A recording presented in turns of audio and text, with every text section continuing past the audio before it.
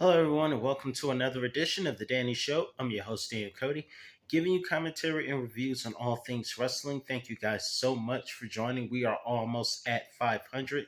Thank you guys so much for helping me get there. That being said, let's get down to NXT review. We opened up the show with Joe Hendry and Hank and Tank teaming up against Dark State.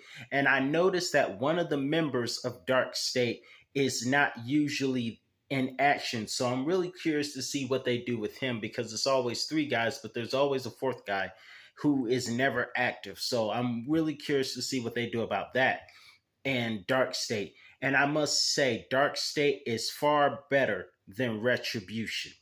Are they Shield? I don't know. Only time will tell. But as far as I'm concerned, Dark State is a force to be taken seriously. Of course, it also helps that Trick Williams ruined it for the team, causing Joe Hendry to fight with him on the outside, leaving Dark State to do the damage and pin one of the members of Hank and Tank. We also saw, speaking of Trick Williams, we saw Trick Williams compete tonight in the 25 NXT Battle Royal that involved Timothy Hatcher. I did not know Timothy Hatcher was still in WWE. Speaking of people out of WWE, I have to say, ever since Triple H showed up, I have not seen a lot of releases going on lately. But the amount of releases that have been viral this week, with Cora Jade, you notice Cora Jade was not here tonight. Cora Jade has left. Cora Jade has left, among many others, including Shotzi Blackheart, who released a very cool promo, by the way, but it was genuine.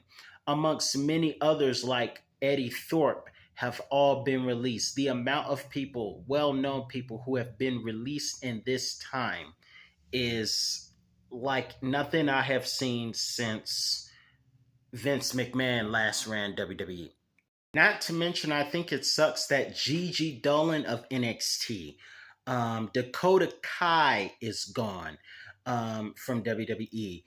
Amongst Braun Strowman, Gigi Dolan, and who else is gone?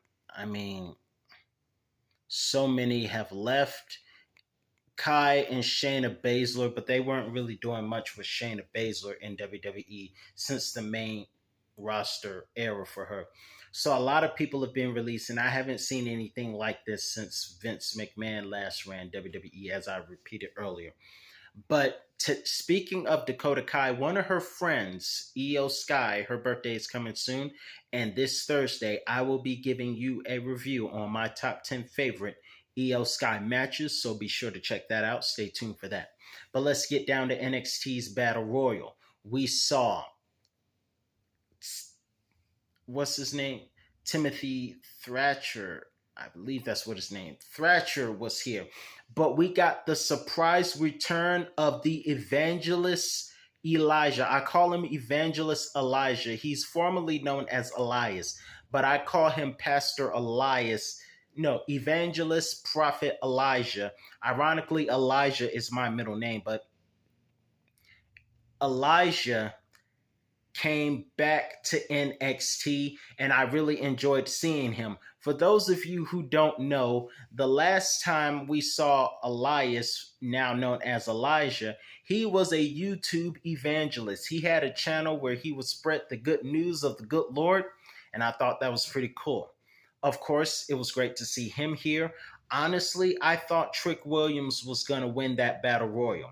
However, after Trick Williams was eliminated and we saw an amazing performance by Javon Evans, Kofi Kingston would be proud, I thought Ethan Page was going to win. However, it was Miles Bourne who won the match and became the number one contender.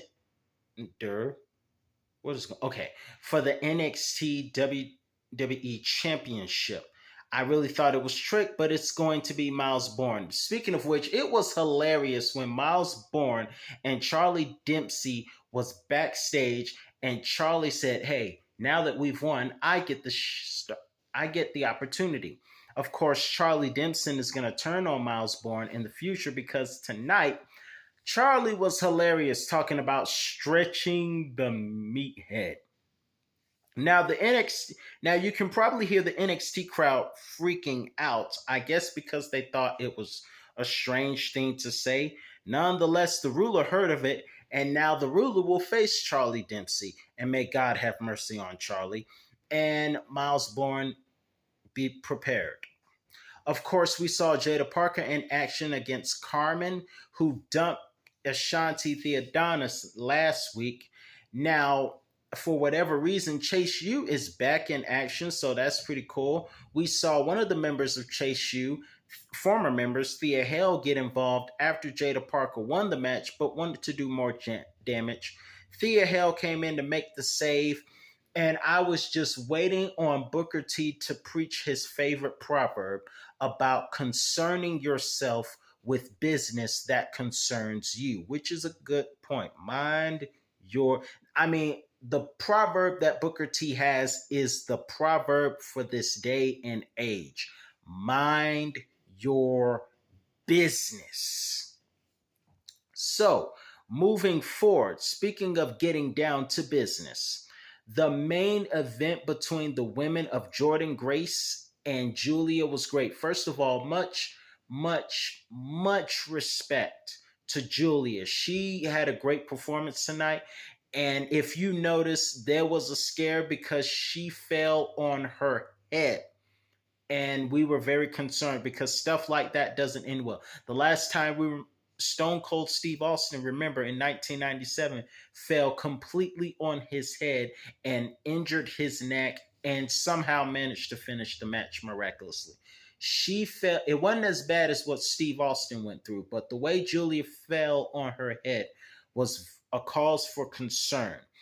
Nonetheless, they had a great match together, and the Spike DDT to Jordan Grace may have been Julia's payback. Nonetheless, it was a great women's match, but Jordan Grace wins and will go on to face Booker T's favorite wrestler, not Julia, Stephanie Vakir, who was seen backstage having a conversation with Lola Vice. What was that about? I don't know, but that's going to be a good one at Battleground. Another good one at Battleground is going to be Trick Williams versus Joe Hendry for the TNA World Heavyweight Championship, one that I am looking forward to. Of course, to the crowd of NXT, Trick Williams has not gone heel, but he seems to have. I thought it was very hilarious as he was stomping during the Battle Royal to the rhythm of the Whoop That Trick Champ during the picture-by-picture commercial break. Also, I know The Undertaker was very proud to see one of his proteges on NXT compete in the 25-man Battle Royal. Two of his proteges. One of them did really, really good. Nonetheless, it was Miles Bourne who won the match for himself to go up against the ruler. However, Battleground, my money is still on the ruler. And however, Joe Hendry, my prediction, will probably retain the TNA Championship.